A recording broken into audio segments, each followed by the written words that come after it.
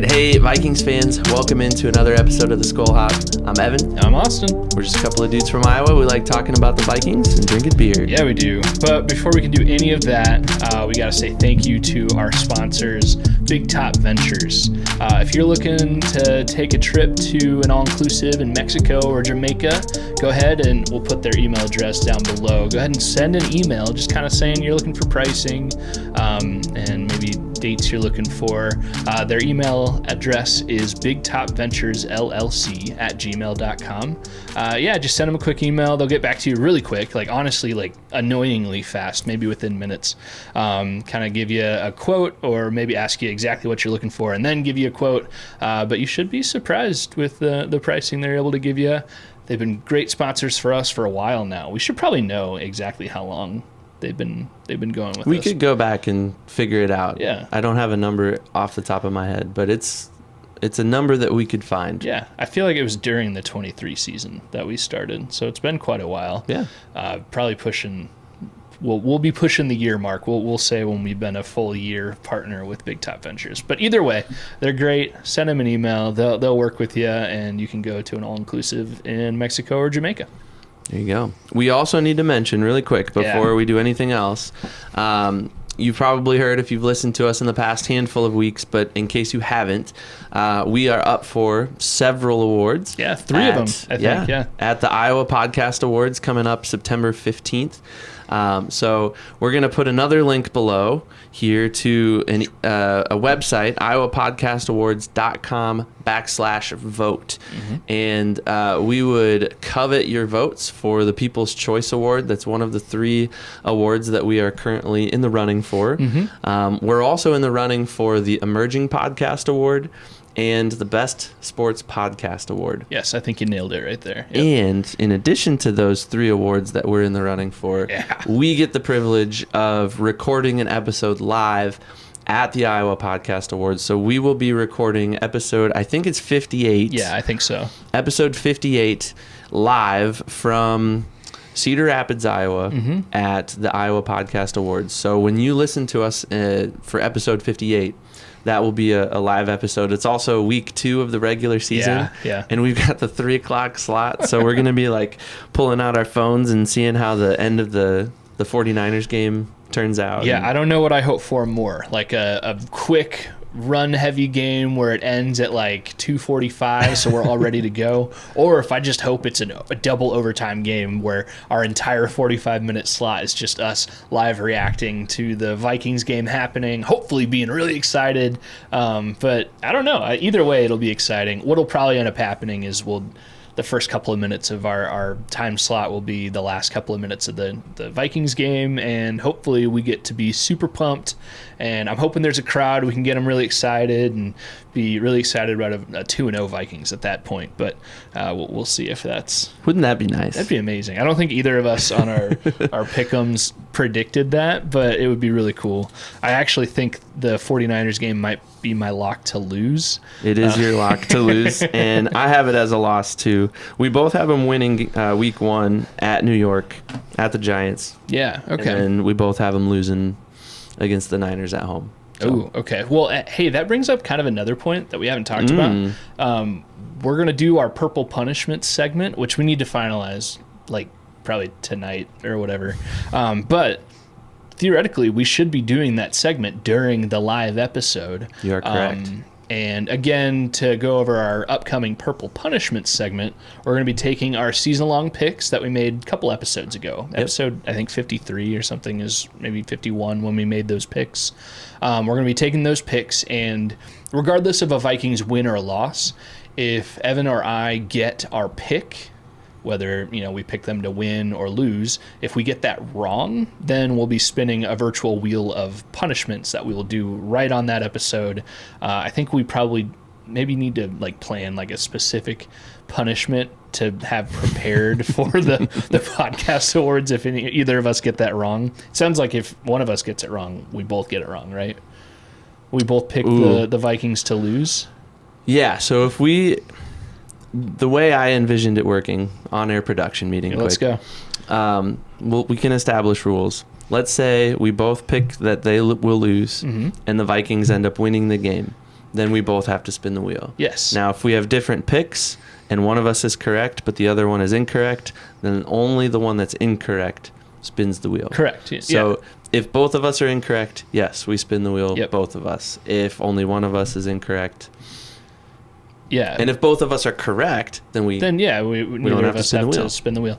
But I think you just said we both picked the Vikings to lose Correct. that 49ers game. I know. We are actual Vikings fans, but we know they're not going to go undefeated this year. But so this could get really interesting. If the Vikings win that 49ers game, we would have to perform a purple punishment. We might have to like shave our heads live or something. Oh, and that's my lock too, and that was supposed to be like an even crazier one. Maybe we should have a punishment prepared for that episode outside of the wheel so that we can, I don't know, if it's eat a habanero, so that we can bring habaneros with us or something. It'll be something along that lines of something we can do right away, maybe be an entertainment value thing. So we'll have to talk about that as well as finalize our punishments there. But all that to say, please, we would be honored if you would vote for us for the People's Choice Awards. Again, that's iowapodcastawards.com/vote. And they say you can only vote once, but if you play around, you might be able to submit multiple votes. You can also vote for more than one podcast. You can vote for up to 3 podcasts at a time. And there's a few other ones that we've voted for too. So definitely we'd be honored if you vote for us. If not, we're still excited about that event. I would add too, you don't have to live in Iowa to vote for us in that People's Choice category. So it's open to anybody outside of the state of Iowa and inside, of course. Yeah. So, yeah, we would definitely love it if you would give us a vote. Yeah. All right. What's our beer this week, Ev? Yeah. So I went to the store, our huge, the Devil's Glen Hy-Vee, and I saw one on the shelf that I hadn't seen at all from a brewery that we got to visit on our brew hop. Yeah. So this is Gezellig Brewing Company's Amber Lager. So pretty cool can art, I would say. It's kind of got like that 70s vibe to it. It kind of reminds me of that 70s show. I was going to say Eric Foreman might have stolen this beer out of his dad's fridge at one point. And here's what I'm going to say, and we can open these, pour them up. So, you know, we're entering into the fall season, and with the fall season comes special fall beverages like, you know, the pumpkin spice latte. I think that just came out recently. Did it? Oh, yeah, I think so, because I think my wife, who's a teacher, on one of their recent training days tried to go to Starbucks, and it happened to be the first day of the pumpkin spice latte, and it was packed. They couldn't even get Starbucks that morning. PSL day. Well, just like a white girl loves her PSLs, I love a good amber beer. Yeah. And so when I saw it on the shelf, I was like, I gotta get this. Maybe we should have, if you're watching us on YouTube, Spotify, maybe you can vote for who you think had the better pour. I get a lot of grief for having a heavy pour, but Evan, you made that beer look flat. That's true. Mine, I've got a good solid amount of head retention there. This beer is like literally amber in color. There is no other way around it. It's slightly hazy, but not, I don't know. It looks pretty clear. Very amber. I'm excited to try it. What did I cut you off from saying? Oh, I was just going to say, that was a really good pour. And we're 60 seconds in now, and you still have a nice foamy head there. So yeah, I'm going to die on my hill and say I have a good pour. A heavy pour is a good pour. I'll Skol to that. Skol. Skol.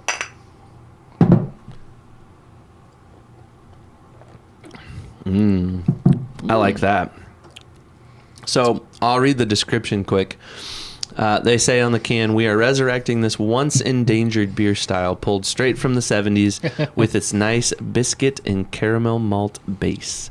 And that describes it pretty well. You can taste the biscuit. You can taste the caramel maltiness in it. Yeah, I was going to say, I got, obviously the ambery, darker-ish flavor to it. But there is a sweetness, which... Yeah.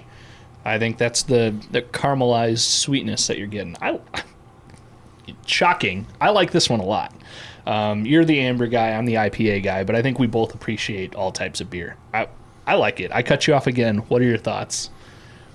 You said it all. Okay. We have similar thoughts. Yeah, I like it a lot. Very, very balanced. I don't think it's trying to do too much in any one direction. It's not overly sweet.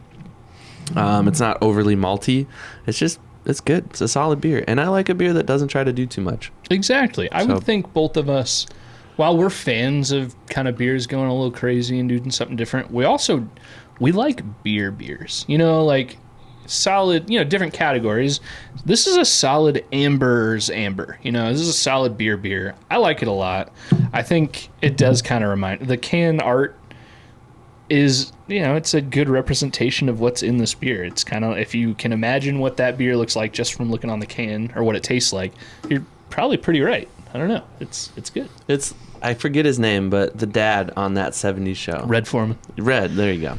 Oh, it's Red. Yeah. Right? This is Red's beer right here. So if Red Foreman were to go to the fridge and he wasn't going to drink the standard domestic whatever he was drinking at the time, Miller Lite or whatever, he'd probably pull one of these out. Yeah.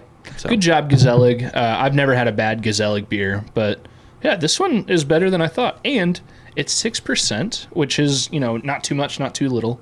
It tastes like a lighter beer than 6%. And I mean this as a compliment. It does not taste like, you should be careful with that, which you should be careful with all beers and all alcohols, obviously, drink in moderation. But like this one definitely, if I had to guess, if we were still doing the mystery segments and you brought it to me and I was doing the ABV, I probably would have guessed like 4.8 or something like that. Yeah, it seems low. Yeah, which again, I mean this as a compliment. It tastes lighter and more refreshing than your average 6% non-citrus IPA would taste. So yeah, good job, Gezellig. Yeah, I like it. Yeah, and I'm excited to finish a few of these tonight. Yeah, we got a couple. Although I challenge you, have a better pour next time, Ev. All right, I'll do my best when we open the second one here. Okay, we'll pause whatever we're talking about, and I can pour it for you if you want. Or you can just walk me through it. It's not that hard. Just pour it right. All right, we've got a lot to cover tonight because we have the third preseason game, the third and final preseason game against the Eagles that we've got to cover.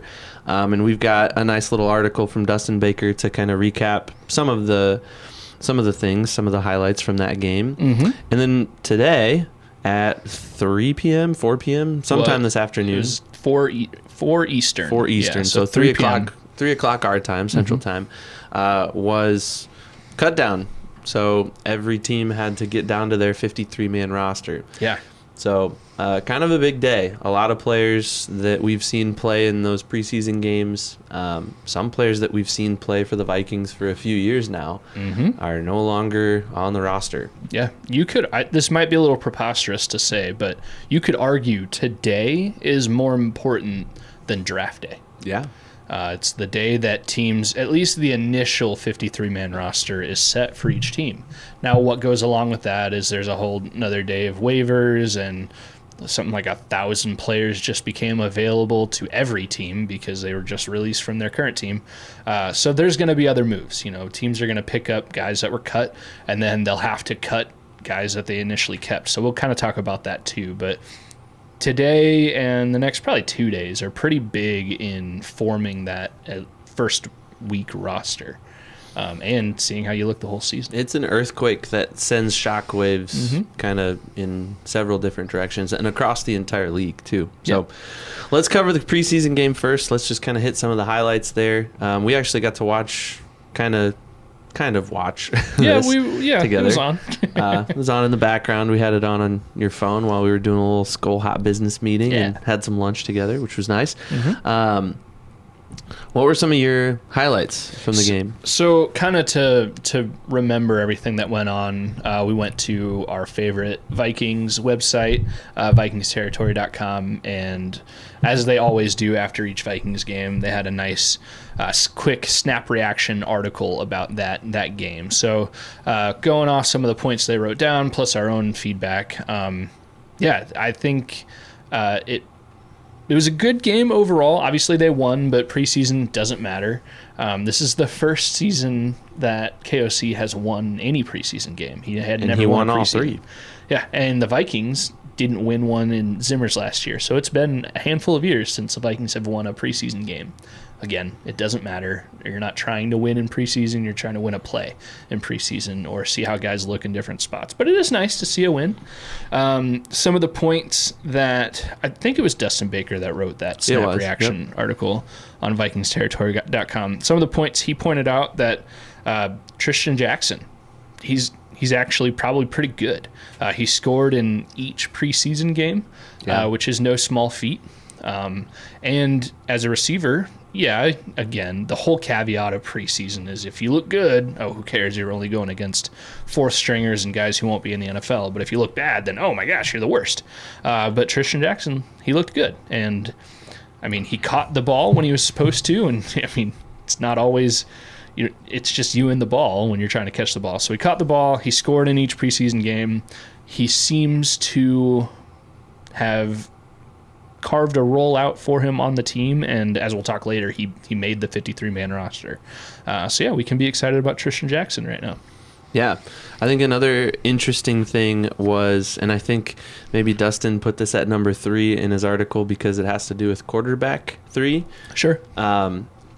Would be Jaren Hall wrapping up that QB3 job. I think going into the preseason before J.J. McCarthy got hurt, I think we all would have said, oh, he's the first man out. Yeah. And, of course, J.J. McCarthy's injury makes room for a guy like Jaren Hall, but he's banged up too a little bit. He kind of got roughed up a little bit in the preseason game, and that's Dustin's 4th snap reaction here, that he did get banged up a little bit in the third quarter of that preseason game, and that's something worth noting because this whole summer has been kind of blow after blow to the Vikings team, either, whether it's injury or the tragedy that happened with Kyrie Jackson and several other things. So to go into the season, one, with 3 quarterbacks instead of 2, I think is interesting, and I think that's a move that Kwesi and KOC are making because they're a little conservative based on what happened previously with like last year with Kirk Cousins going down and needing to have as many quarterbacks as possible on the roster to just keep that position filled. And then interesting that things have developed to a point where Jaren Hall's the guy for now, unless something something is astir across the league in the next couple of days, and maybe he's released and maybe someone else is signed or something like that. The guy is in that emergency third quarterback. Yeah. Yep. And I mean, at least against the Eagles and really kind of all preseason, Jaren Hall has looked pretty good when he's been on the field. Yeah. Not a Hall of Famer, but I mean, for a guy that probably doesn't get a ton of practice reps, there's not a lot of expectations. He in his spot, you really could see guys kind of like fumble the ball away, so to speak, when they get their opportunities. But he took every opportunity and he looked pretty good. I think, to your point, I think if J.J. McCarthy hadn't have been injured, they still would have kept 3 quarterbacks, but it probably overwhelmingly would have looked Sam Darnold, J.J. McCarthy, and then Nick Mullins, unless they were able, for some reason, to get some trade value out of one of the quarterbacks, probably Nick Mullins, then it might have been Jaren Hall. But, yeah, I think J.J.'s injury was extremely unfortunate for him and definitely for the team, but it definitely opened some doors for other guys to have opportunities, and Jaren Hall looks like he's going to get at least one more season to be with KOC in that quarterback room to develop a little bit more and maybe turn into something more later in his career. Yeah. Will Reichard's looking pretty good too. Yeah, he just keeps making kicks. Again, the only kick he missed so far in his NFL career has been that blocked kick in the first game against the Raiders, which, again, I've said every time, we're not kicking experts. I don't think that we could point out or say if there's anything else he could have done to make sure that wasn't a block kick. But either way, usually block kicks are not the kicker's fault. And he made every single other kick out there. Again, I am not a kicking expert. I can't even get the ball up. If I ever tried to kick a field goal, it rolls. I don't get air. But I will say it kind of looks like he does have like a line drive, like just a straight bullet of a kick. And I don't know if that's good or bad. Maybe I prefer the look of a high arching kick. Again, I don't know what I'm talking about. he's made every kick, and we just get to be excited about a kicker that makes every kick. That 57-yarder that he drilled, though, in this preseason game against the Eagles, that was more of that line drive type of kick. And that could be one of the reasons why one of his earlier kicks was blocked. It's just it didn't have the lift to get up and over the line that's reaching up. And they're probably getting elevation of, 7.5, 8 feet, 9 feet, depending on how high some of those guys can jump and how tall they are. That's my only uneducated concern is if he's not doing that high arching kick, like you were just saying, is it something that could be easier to block? Now, on the one that did get blocked, it was kind of the line just got blown up, and it wasn't some guy jumped 12 feet in the air and blocked it. But yeah, I think one thing we can take some excitement, if you're not already excited about Will Reichard, is he definitely seems to, he's got the college pedigree. He is good. He's shown that he's good, and he's got the physicality to be a good kicker. So he does seem like one that if he ever starts missing a couple, it wouldn't be crazy to think the Vikings could bring somebody in, a kicking expert, to kind of tweak his technique, or if the special teams coaches can kind of tweak his technique if possible, if necessary, and he's still got the physical attributes to be able to be a good kicker. Either way, I think we can be excited. Yeah, for sure. And let's hope that he's the most consistent Vikings kicker that we've had in a while. And let's hope that he's mentally stable enough to weather the storm when it comes to missing a few. And because he's going to miss some at some point. He's going to get cold at some point. So hopefully they can figure it out. Yep.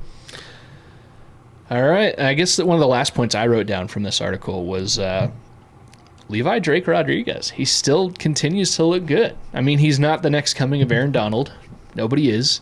I think I just saw something recently how Aaron Donald beat LaShawn McCoy in a foot race recently, and Aaron Donald was wearing like jeans. But anyways, Levi Drake Rodriguez, he's not the next coming of Aaron Donald, but he's a 7th round pick that, well, again, we'll talk about it a little bit later. He made the 53-man roster, and he looked good while doing it. And he seems like a good dude. He seems like an exciting dude. I wouldn't be surprised if the team started pushing him out more to the media, especially if he gets some playing time, because he does seem, they've already kind of pushed him out a little bit to the media and for interviews and stuff. So that's exciting. I'm a fan of him, and I'm glad he made the team, and it's not for naught. Like, he actually is good. He's proven that he needed to make the team. Kind of like a Ivan Pace type of setup from last year. Yeah. Just that undrafted free agent, or was he 8th, 7th round? So Levi Drake Rodriguez, he was a 7th round pick. 7th round. And I'm pretty sure he was the last pick for the Vikings in this draft. But yeah, Ivan Pace. But still, very, very far back in the draft. You never know what you're going to get out of players when you're drafting that late. But man, Vikings have figured something out there, and that's exciting. Yeah, so you could argue Kwesi is better at getting these late round or undrafted guys at getting the high round or the first round guys. So hopefully that won't be the case with the quarterback they just got in April. But yeah, I mean, it is nice. It's almost like a free player when you can get a not even just a starting level quality, but a roster making quality player in the 7th, 6th undrafted free agency. It is nice to know that there is gold out there. And Kwesi and the coaching staff and the scouts have seemed to have figured out some kind of a way to identify those high value prospects in the late rounds. There you go. Well, let's transition into this 53-man roster that was somewhat finalized today. I mean, obviously, as we're speaking right now on the evening of August 27th, at 9 p.m. I mean, we have a lot of new information to work with, but the 53-man roster will morph and change before we get to week 1 against the Giants in just a few weeks. Yeah. But at least we know who, for the most part, who won't be on the 53. Yeah. So let's start there. Let's start with some surprise cuts. Who are some players that you saw that are on that list of Vikings that are no longer Vikings, at least for now? I think both of us would agree, maybe not the biggest surprise, but kind of the biggest disappointment as a player so far was they did end up finally pulling the trigger and cutting Lewis Seen. Yeah. Kwesi's first round pick.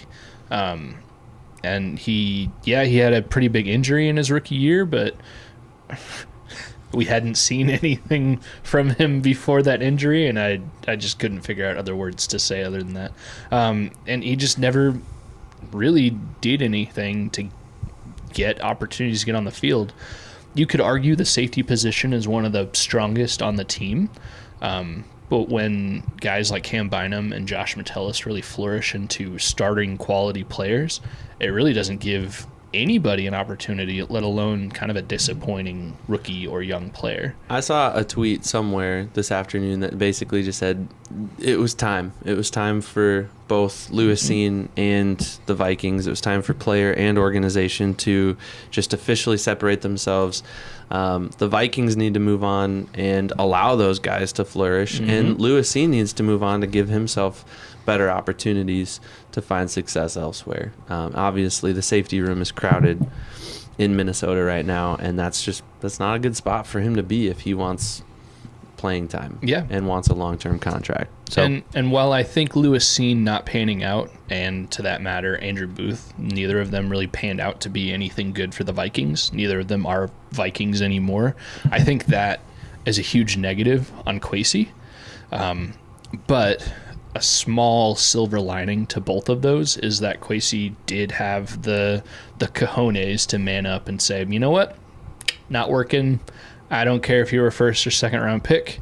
My bad. We can't keep doubling down and throwing bad money at bad players. We got to open up the door for better opportunity players. And Booth did make the 53-man in Dallas, which is kind of interesting too. But also, did you see him in the preseason games? Yeah. He did not look that great. I think he had one ball batted down that was like, oh, that was a good play. But other than that, he just kept getting burned, and he didn't look good. Not to crap on a guy I've never met, and he has no way to, defend himself against me right now. Not that he ever has to. But, I mean, neither of them are NFL quality football players, which neither am I. I can't even kick a ball off the ground 2 feet. So, well, anyways, I think you're absolutely right. There's a ton of safety depth already. Neither of those guys fit. And, you wish Lewis Seen the best.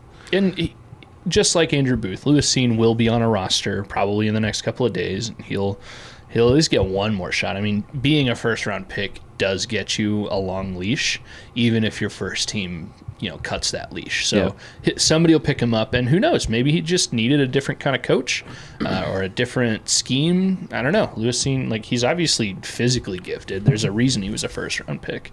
So I don't know. And he splashed a little bit in the Eagles game. He looked okay, and even the game before that. Well, the Browns game, he looked really good, for a few plays. But even so, I saw Vikes now they've been putting out some videos of every snap from this player. Before each play, they'll kind of circle that player.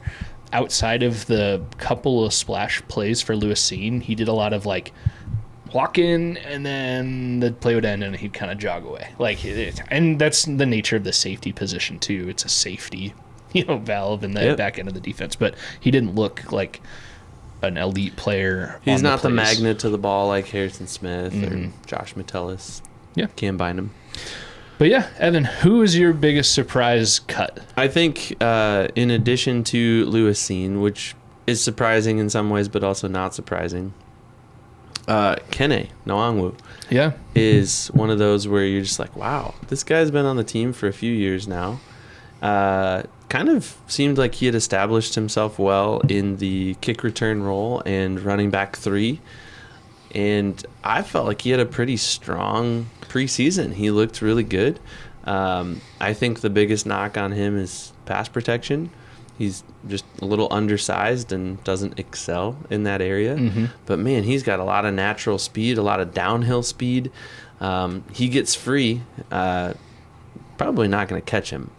And that's why he's established himself so well as a kick returner. I was really hoping after a solid preseason from him that he'd remain on the roster as he had, but Kwesi and KOC must have seen something different. Yeah, and that whole running back room, they have 2 bona fide running backs on the roster as of this moment. Again, we know there's no perfect time to record this episode, so we very well may be totally outdated by the time you're listening to this in the next day or so. But I mean, right now you got to think they're going to enter week 1 against the Giants with more than just Aaron Jones and Ty Chandler at the running back position.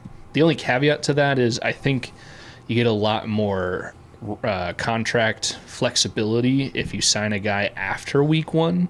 So maybe there's a chance they go into week 1 with just those 2 guys, but definitely they won't be going against the 49ers with just those 2 guys. You did make the point, Kene is not the greatest pass protector. And before we started recording, we are CJ Ham fans. I think we're very clear about that. But you even made the point, like, it's kind of interesting that they let Kene go while CJ Ham's still on the roster, a guy that doesn't do a lot of stat sheet plays. He's a good blocker, and he is vital to the team on the plays he's in there, but as far as stat sheet, he's not making a big splash. And he's definitely a locker room guy. Like, you can definitely see in a lot of the post-game stuff and pre-game stuff, like, he's a very active member of the team. And again, we're big fans of him. I'm not mad that he's on the roster, but it is a chin scratcher a little bit. Like, man, we had so many running back issues last year too, and yet here we are with 2 running backs and a fullback, and the fullback position just isn't really used. And since KOC has taken over the offense, the fullback position has, I feel like, shrunk even more. Yeah.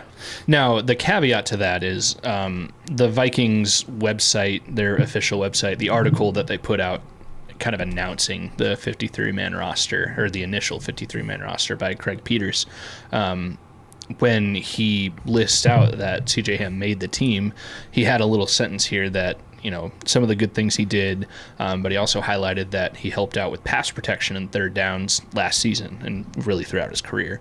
But maybe that pass protection ability, at least for the initial 53-man roster, was more valuable to the coaches than Kane's potential breakout ability every once in a while, which we've only seen a couple of times in the preseason outside of the kick return game. That's a good point.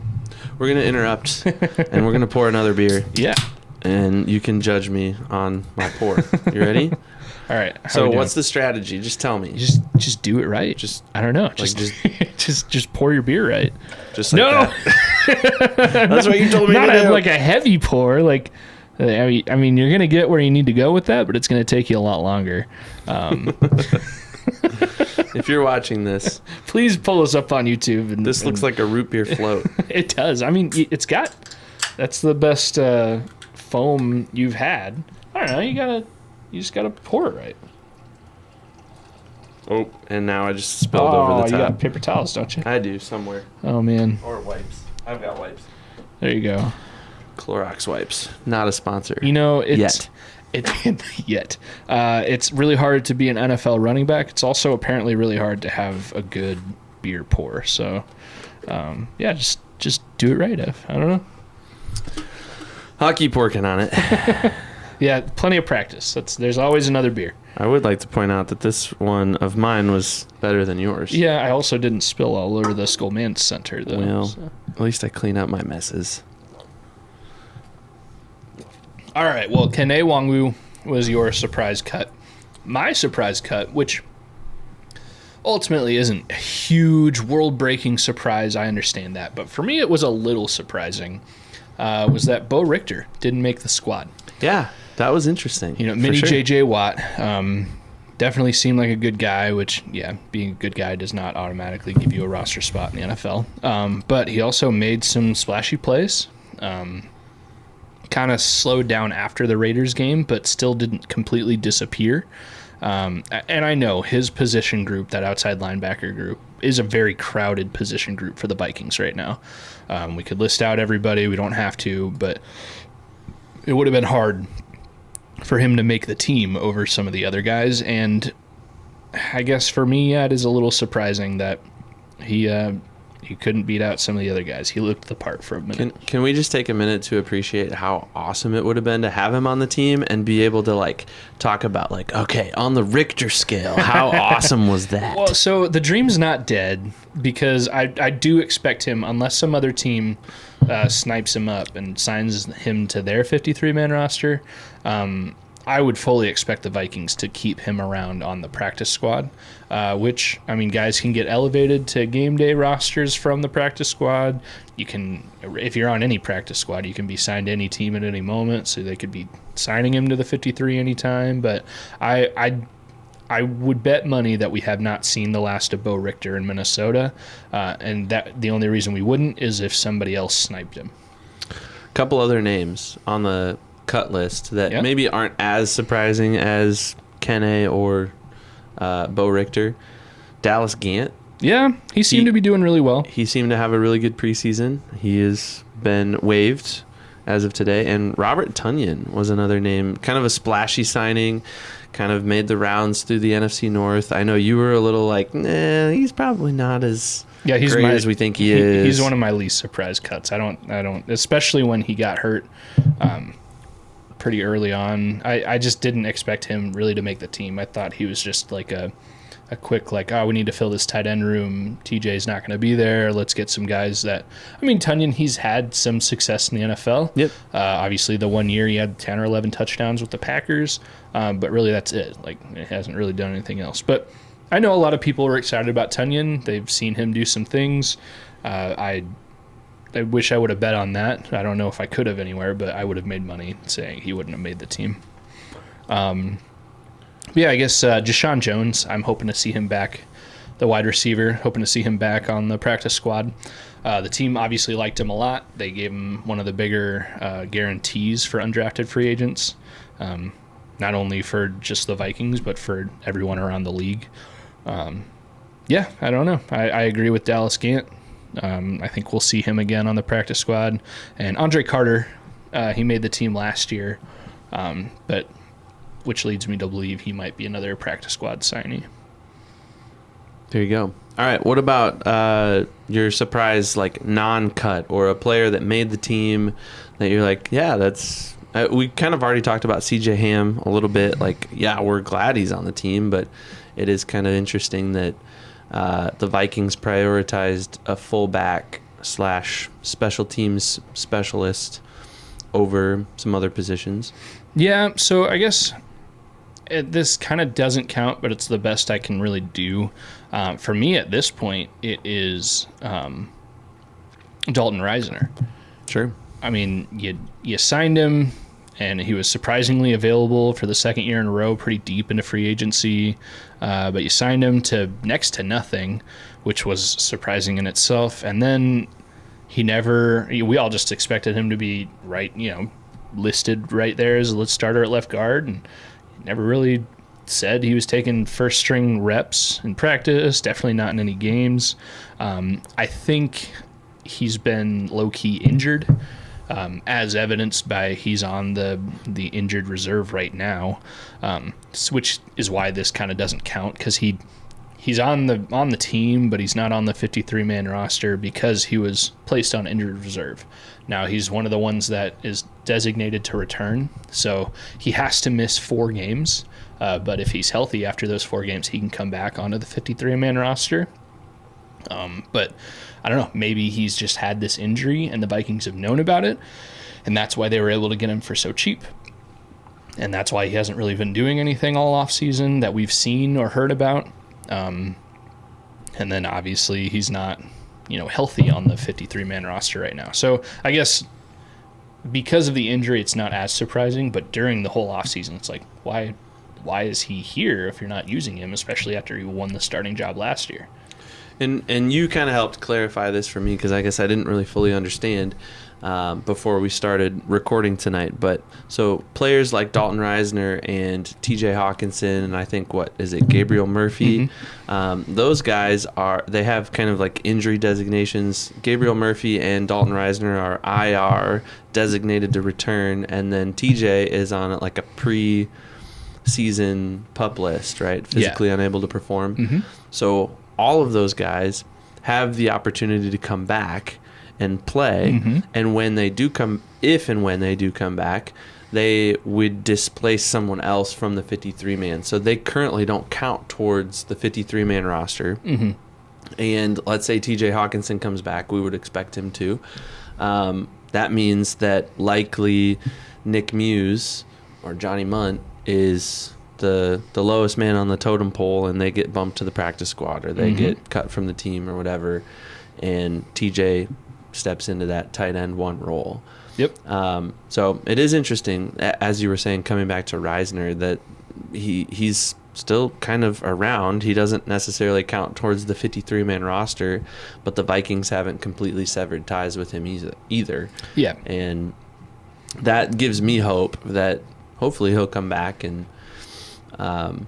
we can see what else he can do. Obviously, we know he's a good pass protection guy, and I think he's worth keeping around even for that. Even if who's the guy? I'm now blanking on his name. Blake Brandel. That's it. Yeah. I just had a brain fart there. That's but right. Brandel kind of seemingly won the starting job over Reisner. Yeah. Even though Reisner started most of last year at that position. But yeah, it'd be good to. I would like to see him around, and see him kind of get cycled in on some of those pass protection type of schemes and stuff. So. And this is, pure speculation on my part, but I really think after this offseason that we've seen of Reisner, I think he's been hurt. I think he may have finished up last season with a nagging injury that maybe needed surgery for him. Maybe he got that. I don't know. Again, pure speculation. I have no idea, no reason to believe this truthfully, but he has had the offseason of guy that is not healthy. We haven't seen him in with the 1s or even the 2s very much that we've heard about. It just seems like maybe he's been banged up and teams have known it, and that's why he wasn't signed anywhere. And then the Vikings may have known about that injury and been comfortable with it, but still took the leverage and signed him into a lower deal. That's the only thing that makes sense in my head, is that he's been hurt this whole time, and everybody's known maybe he's going to be on IR to start the season. But either way, like you said, he played well last year when he came in. He's not a perfect player. He does have weaknesses, but he's still better than probably the likes of Dan Feeney or Michael Juergens. Like, nothing against those guys, but neither of them were the starting left guard for the Vikings last year. Yeah, I think my surprise uncut, and I'm kind of taking a page out of your book a little bit. Actually, first, let me just say, I feel like you kind of cheated with Dalton Reisner there. I absolutely did. Because he's not on the 53-man roster. Yep. He's designated to return, perhaps. But the player I'm about to mention did, in fact, make the 53-man roster, and I'm taking a page out of your book because I feel like you've mentioned this player in the last few weeks, kind of like tongue-in-cheek, in jest, like, oh, yeah. Did I just say his name a minute ago? Maybe. Fabian Moreau? Oh, no, I haven't said his name. Okay. So Fabian Moreau, who's that guy? I don't even know. That's why I'm surprised that he's on the team. And we've already talked about how crowded the defensive back position is. And looking at this list of players that was cut, Nashawn Wright. Yep. You've got Duke Shelley, who has history with the team. Yeah. A couple other guys that okay, are we saying Fabian Moreau is better than him? And I don't know Fabian Moreau's history. I know he was brought in. I think he's played a few seasons in the NFL. I don't think he's a rookie. Yeah, when we talked to Dustin Baker shortly after Fabian was signed, Dustin Baker seemed to sound like a guy who's heard Fabian's name before. This could just be a blind spot on both of our ends here. Maybe Fabian's more well known than either of us have ever really given him credit for, but he was, if you remember, Fabian, the day after he was signed, was already getting first string reps with the defense. It's oh, this guy, apparently they like him. So yeah. So I'm looking at him on Pro Football Reference right now. He started most games for Washington in his career in Washington. He's got 7 career interceptions. no touchdowns, and a good amount of tackles, almost 300 tackles on his career. Okay. Started in 2017, so he's been in the league for, 6 years now? Yeah. Seven seasons. A guy that has been around the NFL for a little bit, so I agree with you. I'm a little surprised he's on the roster, but, I mean, if he's a solid cornerback, I'm not mad about it. Same with Dwight McGlothern. I think he was the other undrafted free agent that made the team or maybe he was the only one that made the team. He seemed to splash a little bit in preseason, though. Had some splashy plays, had some good tackles. I think he had didn't he have a pick six? Or near pick six? It was almost a pick six. It was like 90-something yard. Yeah, against the Browns, yeah. Yeah. So, like, that is a little more like, oh, okay. Like, yeah, he had a few plays. I can't point to a single play of Fabian Moreau. Six, Moreau, yeah. I think it's just he might be just a guy that isn't an idiot as a cornerback, so he made it over other guys. Not that the other guys like A.J. Green or Duke Shelley are idiots, but... And to be fair, I'm not mad about it. Yeah. I'm hopeful that he can make some plays and maybe get a few picks, maybe get a touchdown on his record. That'd be awesome. But, yeah. And as we've already said, this will likely change. Oh, yeah. We're probably already outdated. Listeners, you can probably say, like, what are they talking about Moreau for? They signed this other guy. You know, like, it's likely to happen.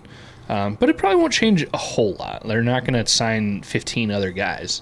And they will, officially set their practice squad here in the next couple of days. So, still exciting roster things to keep an eye on in the next few days. And then we got a game. We're already talking about games here shortly against the Giants. The first NFL game, I think the Ravens and Chiefs play in a Thursday or two. That's coming up. I haven't even paid attention to that. I know the Vikings schedule pretty well, but I don't know the rest of the NFL schedule. But either way, we're coming up on week 1. We're super excited. And I think next week, next Skol Hop episode, we're going to have Dustin Baker on, which he can probably give us a little bit more insight in some of these guys on the initial 53, as well as any guys that they end up signing between now and then. And it should be exciting. It should be exciting, and it will be exciting. Yeah. Really quick, I guess we are still looking for punishments to add to our wheels of the Purple Punishment segment that we'll be doing here in the regular season.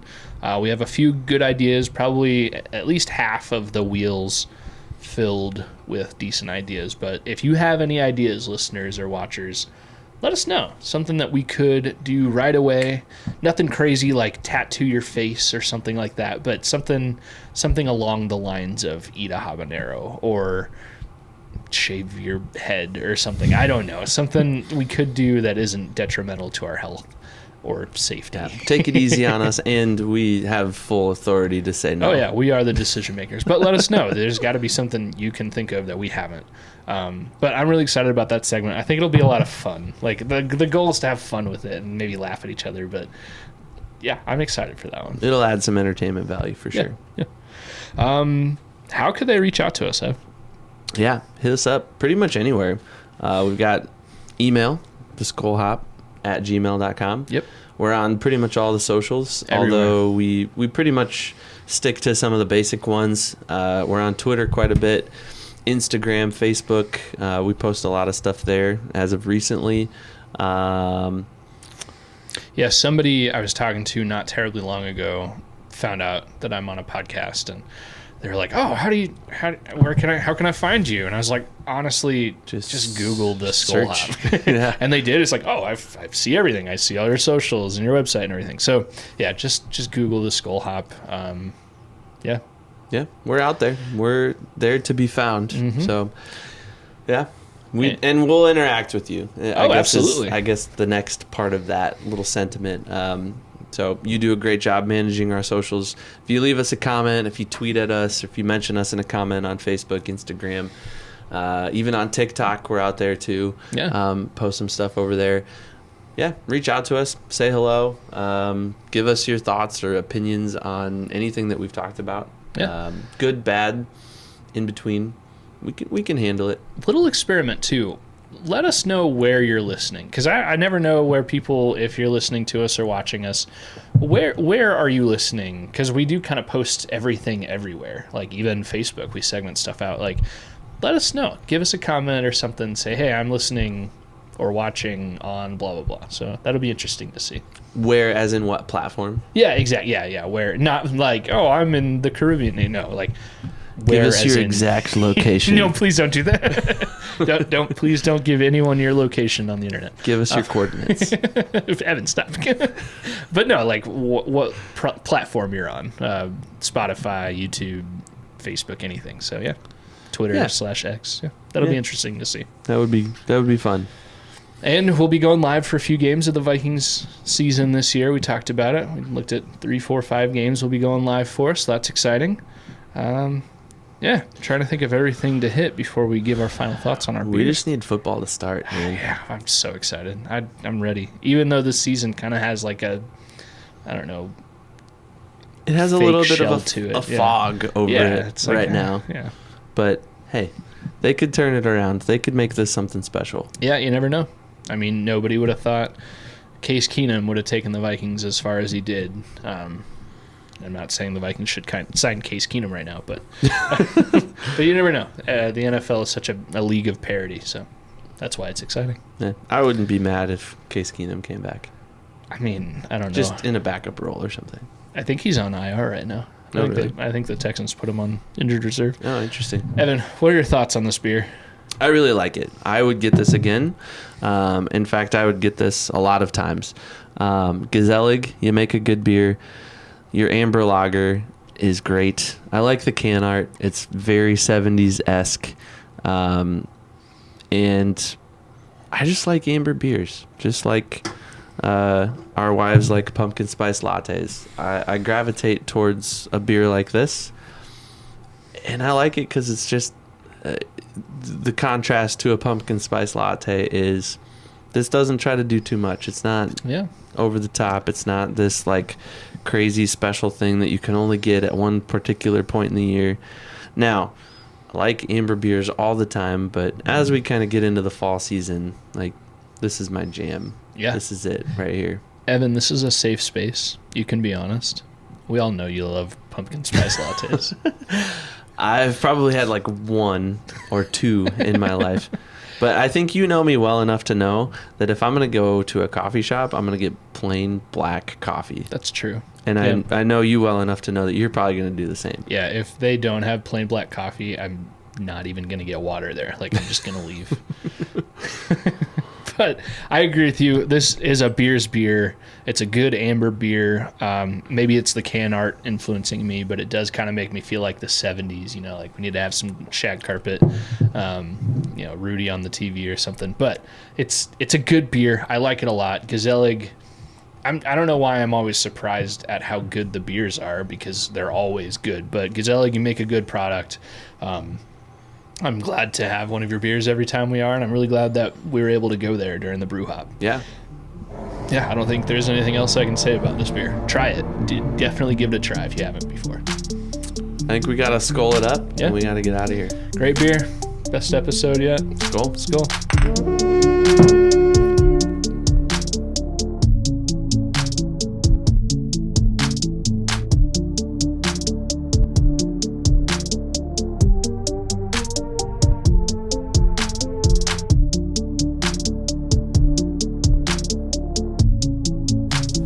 Hey Vikings fans, Evan here from the Skol Hop, and we just wanted to say thank you again so much for listening to the Skol Hop, and we also wanted to take one more opportunity to let you know that this episode of the Skol Hop has been brought to you by Big Top Ventures.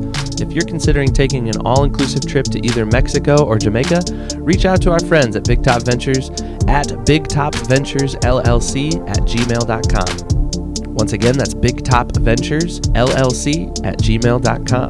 You can get the lowest rate possible on several all-inclusive resorts throughout the region. Big Top Ventures. Step right up to your next big adventure. And thanks again for listening to the Skol Hop. Skol.